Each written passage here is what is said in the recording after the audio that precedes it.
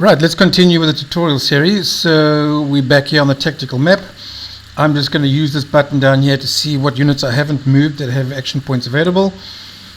Let's see what we got. Right, so we have this engineer that's outside the base, and I think we're going to use him to build roads. So to build a road is you go to a tile that doesn't have roads on it, you click roads, and you will then see it building a road. Building roads to a village is quite important because it gives you freer access, and you can travel with these type of vehicles over here, and infantry can travel much faster on the road too. So a good idea to build roads into your villages. And let's just join up. Okay, next turn he'll finish the road. You'll see there's the road that's been built, and if we look at him, he's still got plenty of fuel and he's not in too bad a shape of disrepair. So let's see what other units are available for movement. Here we have our Special Forces unit.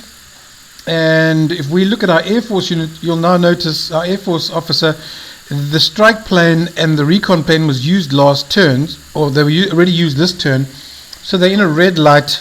So it's going to take these two particular aircraft 2 turns to come back into play. Helicopters are always in play because they actually exist on the tactical map. Whenever an aircraft is involved in a mission, sometimes it only gets a 1 turn, an orange light turn delay, but sometimes it gets 2, so it's kind of random and depends on luck of the draw. So our Special Forces unit down here doesn't have any available assets to call, so let's move him up the road and see if he spots anything. No, everything seems to be okay. Right, moving to the next unit. Here we've got another unit of Special Forces, and they've moved already. And here we have some infantry on the road, and this is in sector 20. So let's see what we want to do with him. I think what we can do with this guy is move him towards these villages, because there's a concentration of villages over here. So let's move him down in that direction. The next unit is a truck which has supplies on it. We've dropped off of one village, so let's move on to the next village, and we can drop the UN supplies as well. There you'll notice the UN supplies have been dropped at both these villages. This is very important. It gives us an increase in hearts and minds for the village each turn, and it takes 4 turns to whittle through those supplies. Right, carrying on, let's see what else we got. Here we've got our UNITA forces. Let's see what we want to do with them. These guys, we want to move them, I think, one of them into this village over here, and these guys can go into this village over there. Alright, what else we got? Right, so down here we have some infantry in this village. What are we doing down here? So we're really just patrolling. So I think let's patrol back down towards the road. Right, next. So all the units in the field have moved. We can just test to see if there's any vehicles out there that have orders. No, all orders have been executed.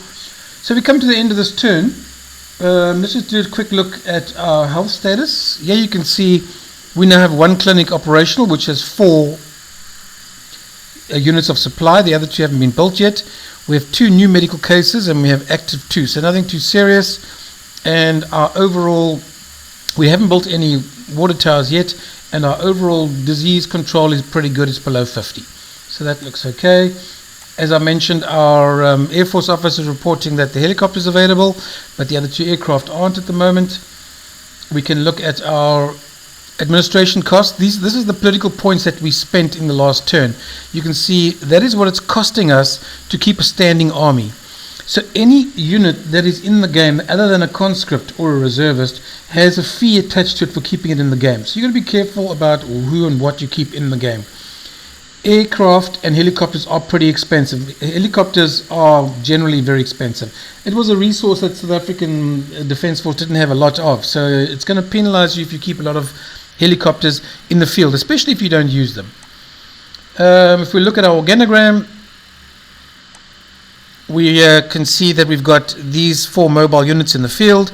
That's our battle group, and in fact, let's go have a look at our battle group. So if we go into sector 10-0, here's our battle group, which is not ready for deployment, but we'll deploy it next turn, and that'll go after this base at the top here that we have our special forces have picked up.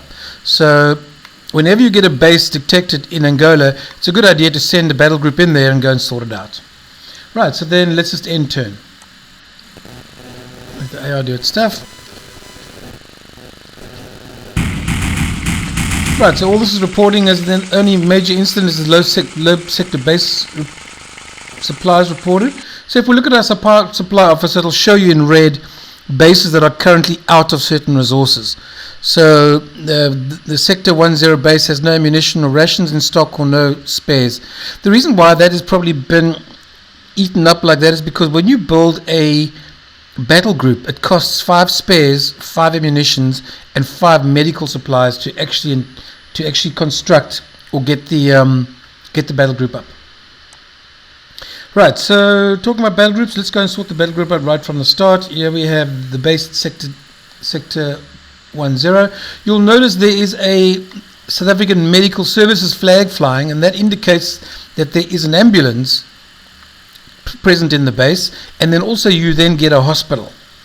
So whenever there's an ambulance in the base, you can get a hospital, and this enables you to heal any infantry that have any casualties.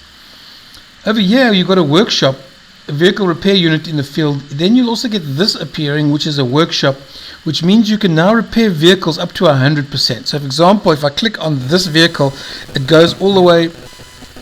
It can't be repaired because there's no spares in stock. But if there were spares in stock, we could repair it to 100%. If there were spares in stock and there was no workshop unit, we could only repair it up to 80%. So spares are on their way. Let's see if we can get some spares into it. Here's a truck. Here's one of our supply trucks, but we need to make some space in the space. So I think the first thing we're going to do is let's move the battle group out of the base. So we deploy it, and we now move it towards Angola, and you'll see there goes the battle group. Okay, so the battle group has its own flag, because bearing in mind this is one vehicle, but it's representing the group of vehicles you can see down here. There's infantry, there's a rifle, and there's an artillery unit in this particular battle group. What will happen is in next term, when this battle group moves into Angola, we can actually deploy it as a base, and it'll actually operate as any normal base but inside Angola. And then you can lift the base up and move it back into South Africa when you completed the task you want to do with the battle group. So we'll come back to the battle group. So right click to deselect. If we now go and look at the supply truck over here, we see it is carrying spares. We now move it into the base. So we're going to go into the base, and here is the truck that's now just arrived. It's carrying 4 spares, 4 fuel, and 4 food in this logistics vehicle.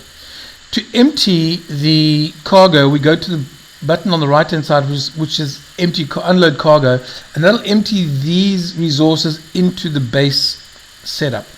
Very important point to remember: when these logistic transport vehicles arrive in a base from the first time after leaving their base at the bottom of the map, when you unload, they get a double resource bonus. So when I unload here, I'm going to get 8 of each, not 4. So that's very important. So it's important that you take the supplies to the base you want, because if I undo it and I unload now, which I'm going to, you will notice I've got down here, I've got 10 rations. That should then go up to 18. So I've now got 18. So very beneficial.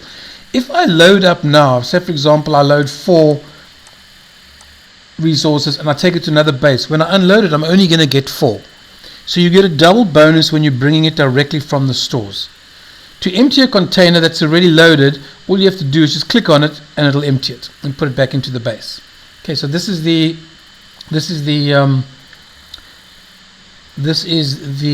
very important method of resupplying and supplying from the off map into the game. Right, so now, for example, if I want to repair this guy here, I can, and you'll notice my spares will go down, but now the vehicle gets repaired to 100%, and that's because I have a field workshop unit in the base giving me a workshop. Okay, so another important point to remember: if you want to have repairs and done cheaply, you can actually do it in the base if you have a workshop unit placed. But then it costs you every turn in army costs to sustain this unit in the field. So you need to make that decision as and when you want to do it. Right, so let's look at this ambulance unit. Right, it's carrying 4 units of medicine. So let's deploy it, and then let's move it into this village. Now inside the village we can come down here and we can then do medical supply for villages. You can see they have a red cross on there indicating there is a medical request.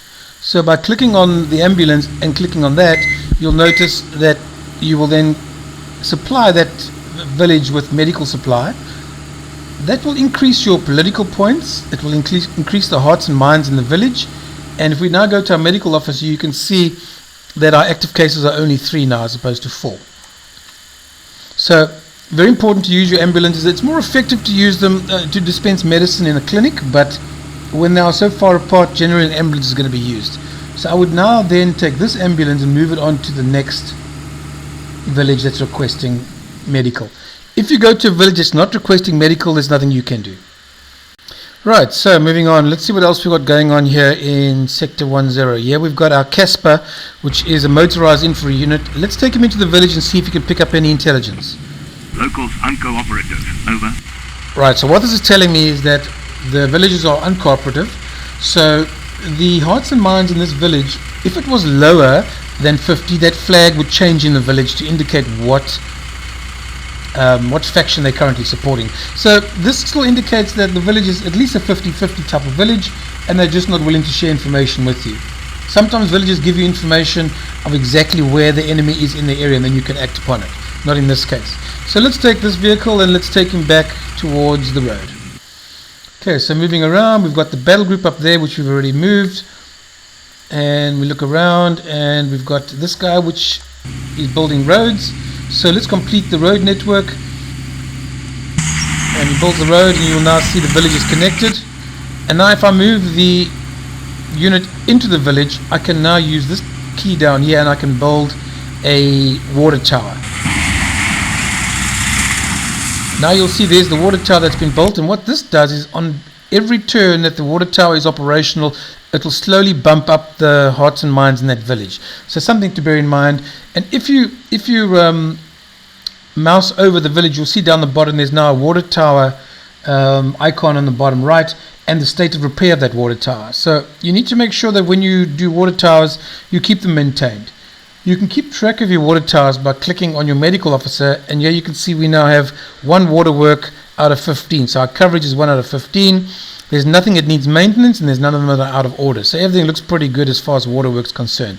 But you can use this screen to keep tabs of your water works. When you have water work problems, your situation report or your SITREP will warn you as to a problem that you have in the field. Right, so let's have a look at these infantry. These infantry they've got full movement points down the bottom here. I think what we're going to do with these guys is move them onto the road, and then they can maybe do some mine sweeping. We can check with our intel officer and see what's going on. Right now, there are 12 cadres, SWAPO cadres in Angola, and 12 of them, 100% of them, are actually deployed inside Southwest Africa. So we haven't been able to find them yet. It's unusual, but you've got to keep patrolling, and eventually you'll pick up tracks, and we'll go from there. Right, so I think that's done for Sector 10. If we go across to Sector 20, let's see what's going on this side of the map. Right, so here we have a engineer unit, and I think it would be a good idea to build a base somewhere here, a military base, because you're going to be operating around these villages and you don't want to keep operating from that far afield. But to build a base now, it's going to cost you 2,000 political points. So it's a bit heavy. So I think in the meantime, the best thing to do would be to be building a road to, say, this point, and in the future we can actually build a base. So let's go over here and let's start building a road.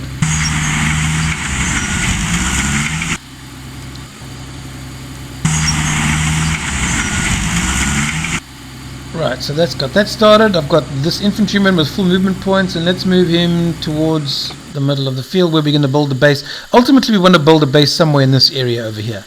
This truck is traveling with aid in its cargo slot. Let's take it to the village, and let's drop off the aid. Click this button. There's the pile of aid that's been dropped off. Now this vehicle, if it wants to, because it's carrying fuel, you can click on its fuel gauge and you will see it will fuel itself. So very important, vehicles that can carry fuel can refuel themselves, something very handy. So this vehicle is kind of finished doing what it does, so we can head it back to base. So let's just push it back to base. Right, I think that's a good time to end this particular tutorial, and we'll pick it up in the next one in episode 7.